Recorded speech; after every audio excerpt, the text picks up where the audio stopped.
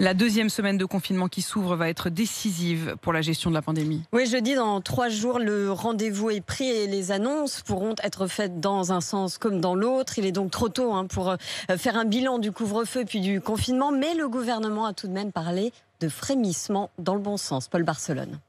Quelques indicateurs semblent plafonner. D'abord le R0, le nombre de personnes qu'un malade contamine diminue. À la baisse aussi le taux d'incidence, le nombre de nouveaux cas pour 100 000 habitants et le taux de positivité des tests qui lui stagne autour de 20%.